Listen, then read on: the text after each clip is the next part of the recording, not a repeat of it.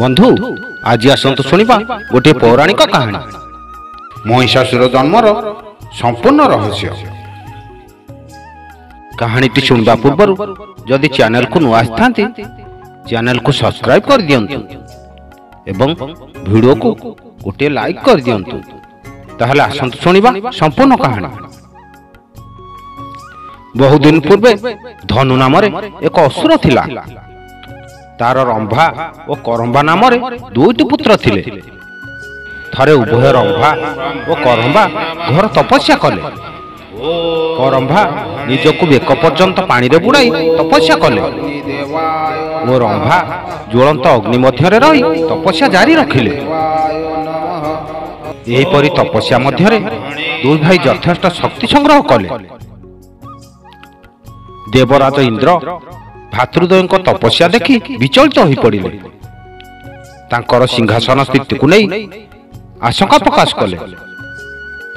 तेणु देवराज एक कुंभीर रूप धारण करी गभीर जल रे ध्यान करुथिबा करंबा को हत्या कले।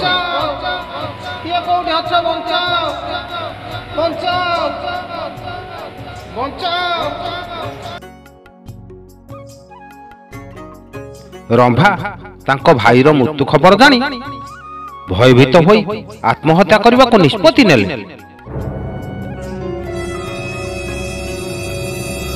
अग्निदेव देखिले जे तांकर भक्त रंभा निजको मारिबा पई प्रस्तुत होउचंती। अग्निदेव तांको दुखी और व्यथित भक्तर आगरे उपस्थित हेले और तांको वर हिसाब रे किछि मागिबाकू कहिले। रंभा कहिले, हे अग्निदेव मोते एक पुत्र प्राप्तिर वर दियंतु जाहाको कि देव असुर किंबा मनीष मारी परिबे नाही। अग्निदेव खुशीर सहित तथास्तु करी अंतर्ध्यान होई गले। घर को फेरवा समय रे रंभा एक सुंदर महिषी संप्रदाय नारी को भेटिले। रंभा प्रथम देखारे एही महिषीर प्रेम रे पड़ी गले एवं तांको घर को नेबा को स्थिर कले। जंगल मध्य दे घर को फेरवा समय रे राति होई जिबारु सेमाने विश्राम कले एवं सेमाने प्रेम करबा को लागिले। अवश्य अन्य एक महिष एथिरे हस्तक्षेप करी रंभा को हत्या कला। रंभार संपर्क माने आसी रंभार शव को नहीं तार अंतिम संस्कार कराइले। सेही समय रे स्वामी को मृत्यु हेबारु दुखरे मर्माहत महिषी मध्य से जुनिया को नहीं आत्महत्या कला। रंभा को अग्निदेव पुत्र प्राप्तिर वरदान हेतु से जुनियारु एक शिशुपुत्र प्रकट हैला। रंभा असुर और महिषी औरसरु ए शिशुपुत्र प्रकट होइथिबारु रंभार संपर्क माने ता ना देले महिषासुर। रंभार संपर्क माने तांको नहीं तांको विभिन्न प्रकार अस्त्र विद्यार शिक्षा प्रदान कले एवं राजा हेबा पई समस्त कौशल सिखाइले। बड़ होई महिषासुर पाताल लोक को शासन कला। महिषासुर क्षमता लोभी थिला। से भूलोक और स्वर्गलोक को जय करी त्रिलोक उपरे शासन करबा को चाहिला। सेतेबेले देवता माने अत्यधिक शक्तिशाली थिले।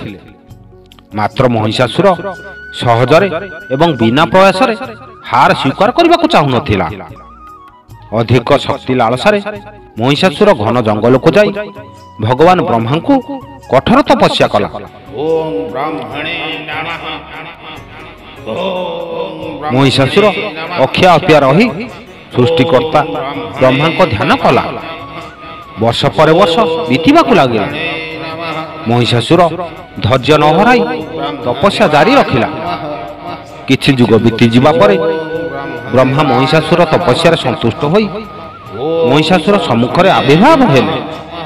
कहिले, महिषासुर मु तुम तपस्या प्रसन्न, कौन वर मागुछ माग। हे ब्रह्मदेव, आपण जदि मो तपस्या संतुष्ट ताहाले मते अमर हेबार वर दियंतु। अमरत्व प्रदान करने कथा सुनी ब्रह्मदेव हठात चमक पड़िले। भाविले तीन लोकर स्वामी हेबार अभिप्सा रखिथिबा असुर को एपरि वर प्रदान करिबा ସମସ୍ତ ବ୍ରହ୍ମାଣ୍ଡ ପାଇଁ ଘାତ ହେବ ବୋଲି ବ୍ରହ୍ମା ଜାଣିଥିଲେ। ହେଲେ କ'ଣ ହେବ? ସୃଷ୍ଟିକର୍ତ୍ତା ବ୍ରହ୍ମାଙ୍କ ପାଇଁ ଅସୁରମାନେ, ମନୁଷ୍ୟମାନେ ଓ ଦେବତାମାନଙ୍କ ଭଳି ସମସ୍ତେ ନିଜର ସନ୍ତାନ ସମ ଥିଲେ।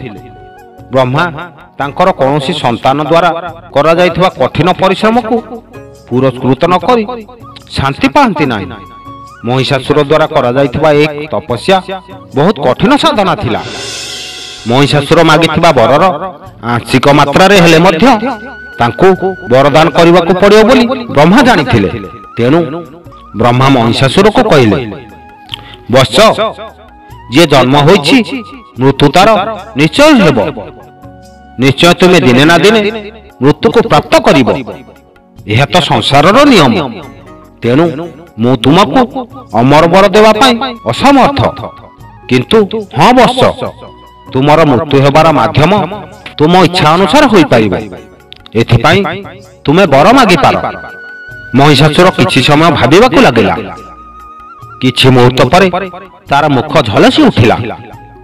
ସେ ଚତୁରତାର ସହ ବ୍ରହ୍ମାଙ୍କ ଆଡ଼କୁ ଦେଖିଲା ଓ କହିଲା, ହେ ବ୍ରହ୍ମଦେବ, ଯେହେତୁ ମୋର ଅମର ହେବା ସମ୍ଭବ ନୁହେଁ, ତେଣୁ ମୋତେ ଆପଣ ଏହି ବର ଦିଅନ୍ତୁ ଯେ ମୁଁ ପୁରୁଷମାନଙ୍କ ହାତରେ ମରିବି ନାହିଁ, କି ମୁଁ ମୋ ଶତ୍ରୁ ଦେବତାମାନଙ୍କ ହାତରେ ମରିବି ନାହିଁ, ମୁଁ ମହାନ ତ୍ରିନାଥଙ୍କ ହାତରେ ମରିବି ନାହିଁ।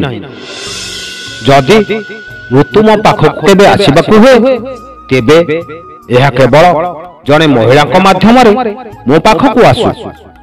ନାରୀ ଦୁର୍ବଳ, ନାରୀ ଶକ୍ତିହୀନ। ଶକ୍ତିଶାଳୀ ମହିଷାସୁରକୁ ଜଣେ ମହିଳା କିପରି ହତ୍ୟା କରିପାରିବ? ଯଦି ଆପଣ ମୋତେ ଏହି ବର ଦିଅନ୍ତି, ମୁଁ ଅମର ହୋଇଯିବି। ତେଣୁ ହେ ବ୍ରହ୍ମଦେବ, ମୋତେ ଏହି ବର ଦିଅନ୍ତୁ। ବ୍ରହ୍ମଦେବ ତଥାସ୍ତୁ କହି ଅନ୍ତର୍ଧ୍ୟାନ ହୋଇଗଲେ। ବନ୍ଧୁ, ଭିଡ଼ିଓଟି ଯଦି ଭଲ ଲାଗିଥାଏ ଭିଡ଼ିଓ ଗୋଟେ ଲାଇକ୍ କରିଦିଅନ୍ତୁ ଏବଂ ଚ୍ୟାନେଲକୁ ଯଦି ନୂଆ ଆସିଥାନ୍ତି ତାହେଲେ ଚ୍ୟାନେଲକୁ ସବସ୍କ୍ରାଇବ୍ କରି ବେଲ୍ ଆଇକନକୁ ଦବାଇ ଦିଅନ୍ତୁ ଏବଂ କମେଣ୍ଟ ବକ୍ସରେ ଜୟ ଜଗନ୍ନାଥ ବୋଲି ଲେଖନ୍ତୁ। ଜୟ ଜଗନ୍ନାଥ। ନମସ୍କାର।